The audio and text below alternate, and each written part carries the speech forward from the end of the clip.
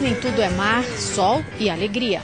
Quando o céu fica cinza em algumas cidades brasileiras, é sinal de apreensão para as populações que vivem em áreas consideradas de risco. E não é por acaso. As fortes chuvas que atingiram o Rio de Janeiro no início de abril deixaram mais de 200 mortos e feridos e milhares de desabrigados. O barranco, a barreira, caiu. A rua está perigosa, a rua está cedendo. Tem um bocado de gente lá que perdeu a casa, perdeu tudo. Aquela montanha veio se ajeitando, se aglomerando, se estralando e foi se juntando e parou.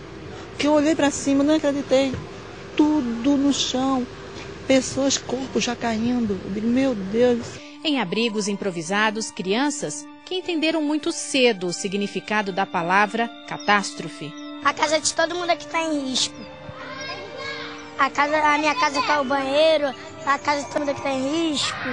E não pode mais morar? Como é que é? Não pode, senão se a gente morar, quando chover de novo, vai vir um vento forte, aí vai derrubar a casa e vai todo mundo ficar soterrado debaixo da terra. Diferentemente do que muitos pensam, o deslizamento ocorreu em uma região regularizada. Nós temos um papel que foi concedido pela prefeitura, que concedendo o loteamento, né? A minha casa não caiu, mas está lá em risco.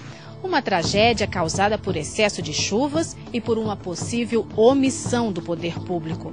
Em 2007, a Prefeitura do Rio de Janeiro recebeu uma pesquisa que identificava 142 pontos de risco, entre eles a área onde aconteceu o desmoronamento.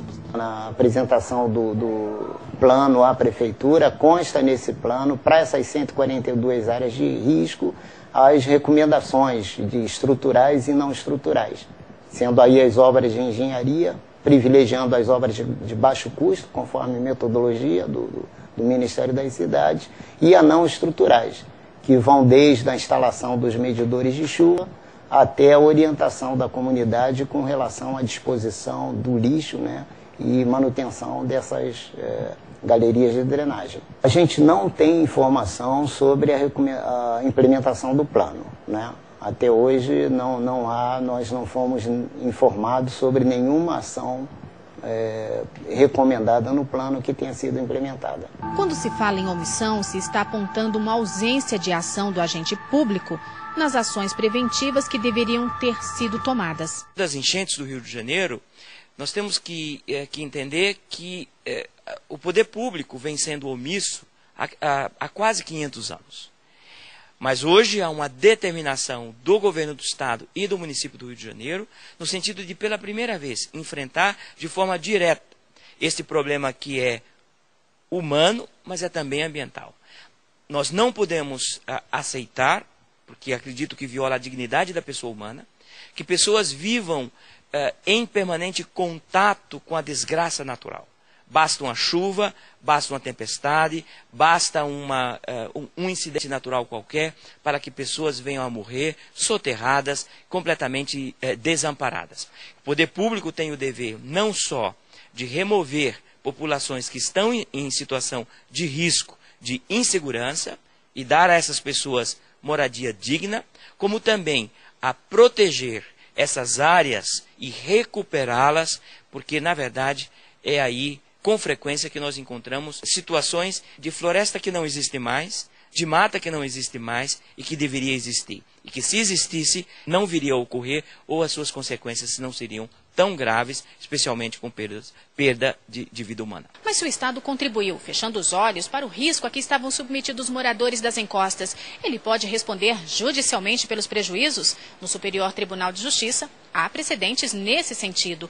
O município mineiro já foi condenado a indenizar uma mulher que perdeu o filho por causa de um buraco aberto pela chuva.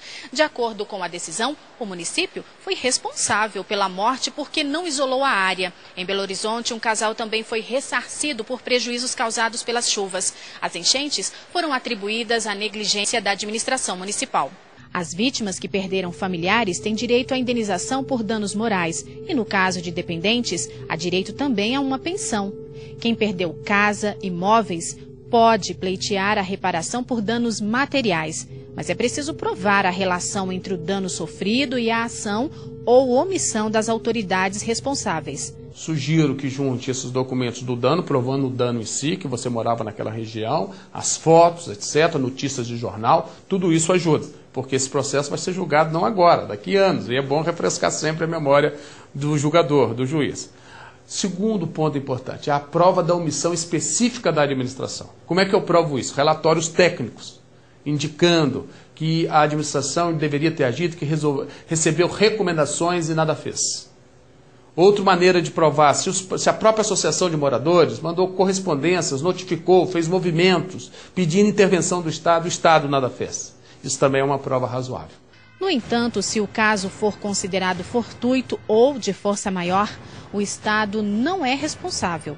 Os eventos da natureza imprevisíveis são típicos de caso fortuito, tais como terremotos, maremotos, furacões e também as chuvas e tempestades que surgem fora do padrão sazonal.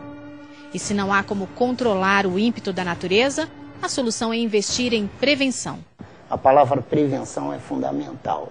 Então, as ações que têm que ser desenvolvidas, por exemplo, para o próximo verão, né, porque isso praticamente ocorre em todo o país, daí que precisaria uma mobilização grande dos setores, né, da gestão pública e da própria comunidade, de maneira para que quando iniciarem as chuvas, a gente está com as condições de escoamento garantidas.